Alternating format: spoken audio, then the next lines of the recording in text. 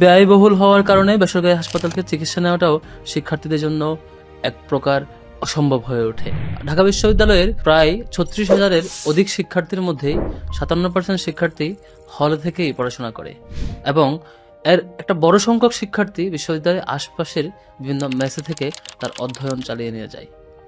বাবা মা কিংবা পরিবার থেকে দূরে থাকবার কারণে এবং বিশ্ববিদ্যালয়ের এবং চারপাশের এলাকার সামগ্রিক পরিস্থিতির কারণে অসুস্থ হয়ে পড়লে তার দেখভাল করবার কেউ নেই এবং সঠিক চিকিৎসা নেওয়ার সে পরিস্থিতিও থাকে না।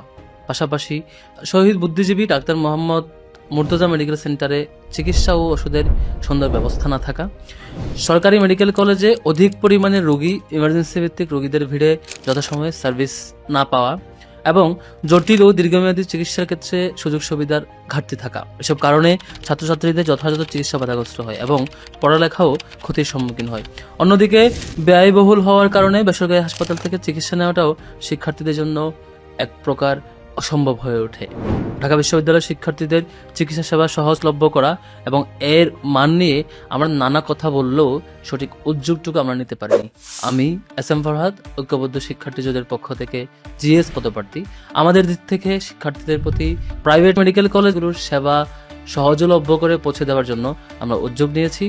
আমরা দেশব্যাপী যেসব হাসপাতালগুলোর শাখা বিস্তৃত রয়েছে এবং তাদের নানা সেবা রয়েছে তাদের সাথে একটি এমওইউ করব, যার মধ্য দিয়ে শিক্ষার্থীদের কাছে সেবাগুলো অল্প মূল্যে পৌঁছে দেবে এবং সেখানে ডিসকাউন্টের ব্যবস্থা থাকবে।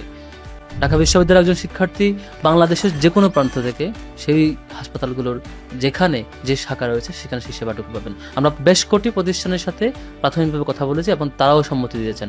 আমরা অপেক্ষা করছি আমাদের সেই নির্বাচনী আচরণবিধির বিধিনিষেধ সময় শেষ হবার, সেটি শেষ হলেই আমাদের এই পরিকল্পনা এবং তার বাস্তবায়নটুকু আপনাদের সম্মুখে ওপেন করে দেবো ইনশাআল্লাহ। আমরা সুন্দর যে ক্যাম্পাস বিনির্মাণের স্বপ্নে আমরা এই যাত্রায় নেমেছি, এই যাত্রায় আমরা থামবো না।